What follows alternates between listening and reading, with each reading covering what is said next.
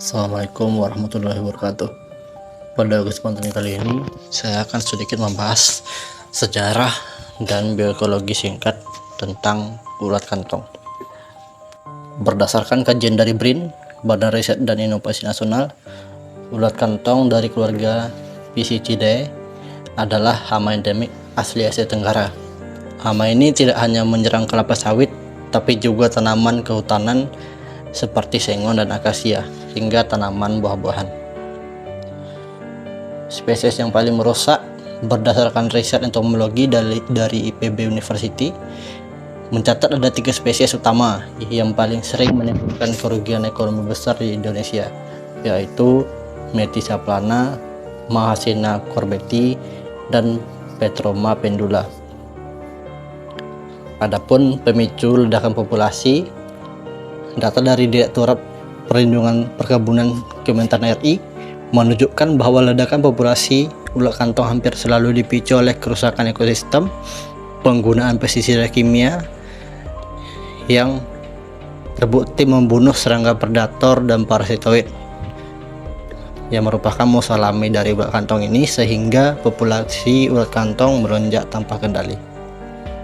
Adapun jika dikaji dari aspek biogeologi, berdasarkan data dari CABA Center for Agriculture and Bioscience International, yang dimana fase larva itu begitu menetas, ulat kecil langsung merajut kantong perlindung dari air liu sutra yang dikombinasikan dengan potongan daun kering atau ranting. Kantong ini berfungsi sebagai tameng berjalan dari predator dan cuaca buruk. Ulat makan bergerak dan membesar di dalam kantong tersebut. Kerusakan, mereka mengikis habis jaringan daun. Yang parah, akibat ulat-ulat ini bisa menurunkan kemampuan fotosintesis secara drastis dan mengganggu produktivitas tanaman hingga beberapa tahun. Fase pupa, saat sampai fase pupa, ulat akan mengikatkan kantongnya dengan benang sutra yang sangat kuat pada pelepah atau ranting tanaman agar tidak jatuh, lalu menutup rapat pintunya dari dalam.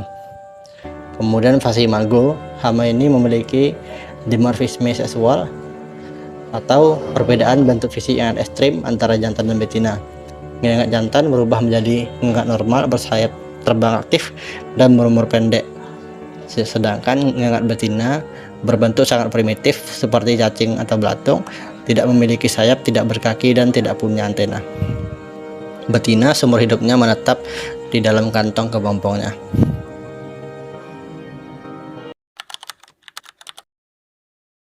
Selanjutnya ada tipe mulut dan cara menyerang ulat kantong.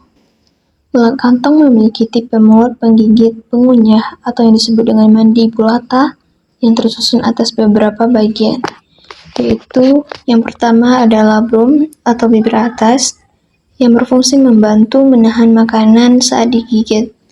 Yang kedua ada mandibula atau rahang atas, berfungsi menggigit, memotong, dan mengunyah jaringan daun. Yang ketiga ada maksila atau rahang bawah, membantu memegang dan mengarahkan makanan ke mulut. Yang keempat ada maksilaris, yang berfungsi sebagai alat peraba dan pengecap. Yang kelima ada labium atau bibir bawah, yang membantu memanipulasi makanan. Yang keenam ada palpus labialis, yang berfungsi membantu mendeteksi makanan. Yang ketujuh ada hipofaring, yang berfungsi membantu proses penelangan makanan dan penyaluran saliva. Adapun cara menyerang, ulat kantong menyerang dengan cara menjulurkan kepala dan alat mulutnya dari kantong pelindung, kemudian menggunakan mandibula yang kuat untuk menggigit dan mengunyah jaringan daun. Larva memakan epidermis hingga seluruh jaringan daun, sehingga daun menjadi berlubang, terkikis, atau hanya menyisakan tulang daun pada serangan berat. Selama proses makan, ulat tetap membawa kantongnya sebagai tempat perlindungan. Ulat kantung merupakan salah satu hama pemakan daun yang dapat menyerang berbagai jenis tanaman, baik tanaman hias, tanaman buah, tanaman kehutanan, maupun tanaman budidaya lainnya.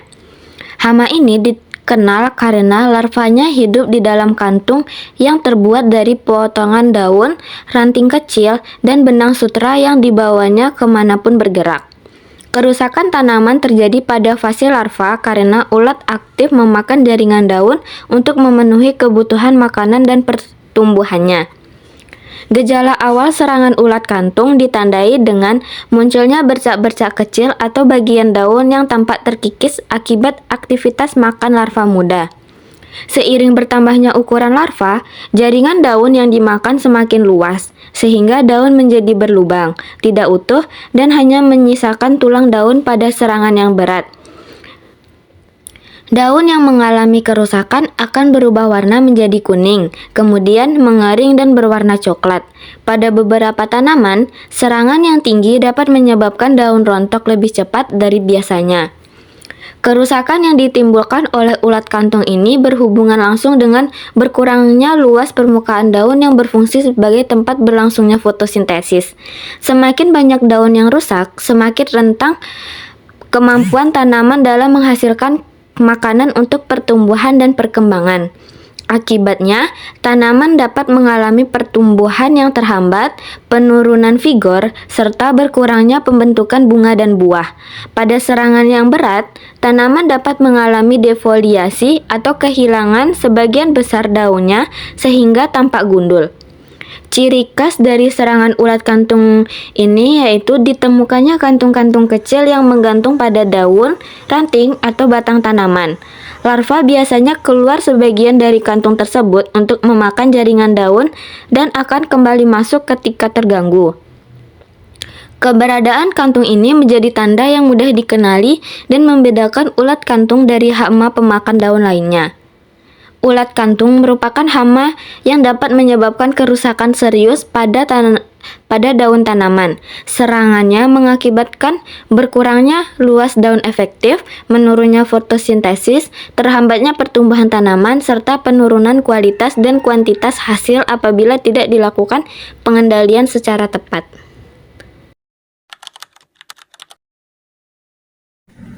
Baik, selanjutnya itu ada cara pengendalian. Yang pertama itu pengendalian mekanis, yaitu kumpulkan dan musnahkan ulat kantong beserta kantongnya. Lakukan pada pagi atau siang hari saat larva masih berada di dalam kantong.